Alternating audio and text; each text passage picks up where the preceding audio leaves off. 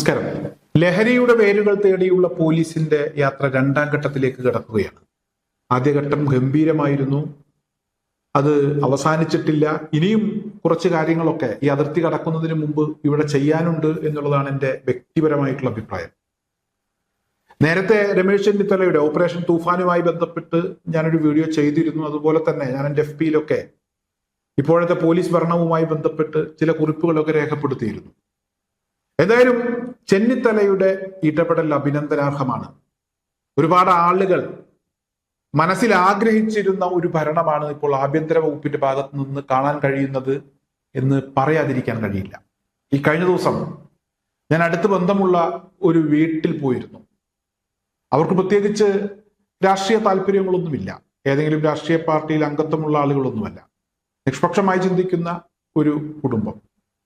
അവരെന്തായാലും ഇവിടെ ചെന്നിത്തലയുടെ പോലീസ് ഭരണത്തെക്കുറിച്ച് എന്നോട് പറഞ്ഞു എന്നുള്ളതാണ്. സാധാരണക്കാരായിട്ടുള്ള വീട്ടമ്മമാർ പോലും ഇപ്പോഴത്തെ പോലീസ് ഭരണം വളരെ കൃത്യമായി ശ്രദ്ധിക്കുന്നുണ്ട്. സാധാരണ പോലീസ് ഭരണവുമായി ബന്ധപ്പെട്ടൊക്കെ വീട്ടമ്മമാരോ അല്ലെങ്കിൽ സാധാരണക്കാരോ അങ്ങനെ അഭിപ്രായം പറയാറില്ല. ഇതിവിടെ പറഞ്ഞു എന്നുള്ളതാണ്.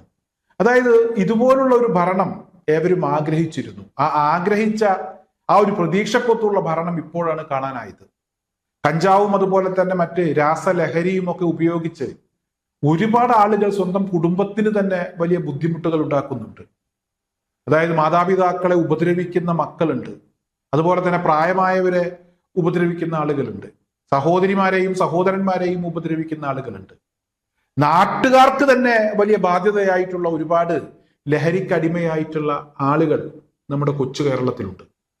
ഇവരെയൊക്കെ നിലക്കു നിർത്താൻ ഇത്തരത്തിൽ പോലീസ് ഇറങ്ങിയാൽ മാത്രമേ നടക്കൂ എന്നാണ് ആ വീട്ടമ്മ എന്നോട് പറഞ്ഞത്.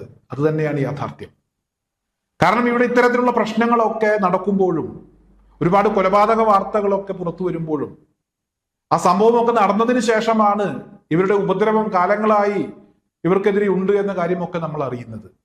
ആരും പരാതി കൊടുക്കാൻ എങ്ങോട്ടും പോകുന്നില്ല. എവിടെ പരാതി കൊടുക്കണം, എങ്ങനെ പരാതി കൊടുക്കണം, എങ്ങനെ ഇത്തരത്തിലുള്ള വിപത്തുകളെയൊക്കെ കൈകാര്യം ചെയ്യണം, ആപത്തുകളെയൊക്കെ കൈകാര്യം ചെയ്യണം എന്നുള്ളതിനെ കുറിച്ച് സാധാരണക്കാരായിട്ടുള്ള ആളുകൾ അജ്ഞരാണ്. അല്ലെങ്കിൽ തന്നെ മക്കളെ കുറിച്ച് എവിടെ പരാതി പറയാനാണ്?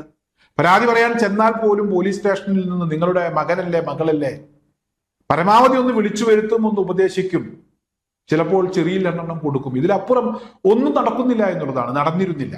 പക്ഷെ അതിനൊരു മാറ്റം വന്നിരിക്കുന്നു. ചെന്നിത്തല ഈ കഴിഞ്ഞ ദിവസം പറഞ്ഞൊരു കാര്യമുണ്ട്, ഒരു സെൻട്രൽ ജയിലും കൂടെ പണിയണം, അതിനെക്കുറിച്ചാണ് ഞാനിപ്പോൾ ചിന്തിക്കുന്നത് എന്നാണ് ചെന്നിത്തല പറഞ്ഞത്. അതായത് ലഹരിക്കെതിരെ ഒരു വിട്ടുവീഴ്ചയ്ക്കും തയ്യാറല്ല. 1300-ലധികം ആളുകളെ ഈ കഴിഞ്ഞ ദിവസത്തെ ഒരു കണക്കാണ്, പുതിയ കണക്കല്ല, ഈ ലഹരി കേസുമായി ബന്ധപ്പെട്ട് പിടിച്ച് അകത്താക്കി എന്നൊരു വാർത്ത പുറത്തു വന്നിരുന്നു. അതായത് ലഹരിയുമായി ബന്ധമുള്ള ആളുകളെ പിടിച്ച് അകത്താക്കും, വേണ്ടി വന്നാൽ അതിനൊരു ജയില് കൂടെ പണിയും എന്നതാണ് ചെന്നിത്തലയുടെ നിലപാട്. തീർച്ചയായും ഈ ഒരു നിലപാട് സ്വാഗതാർഹമാണ്, അഭിനന്ദനാർഹമാണ്. അത് ഞാനിവിടെ പറയാതിരിക്കുന്നില്ല.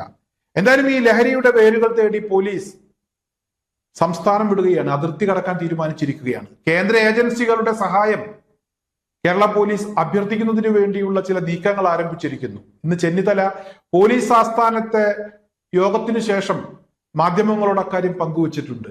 എന്തായാലും ലഹരിയുടെ വേരുകൾ തേടിയുള്ള ചെന്നിത്തലയുടെ ഈ യാത്ര അത് ഗംഭീരമാണ്. അതിന് എല്ലാവിധ പിന്തുണയും അറിയിക്കുന്നു, അതുപോലെ തന്നെ എല്ലാവിധ അഭിനന്ദനങ്ങളും അറിയിക്കുന്നു.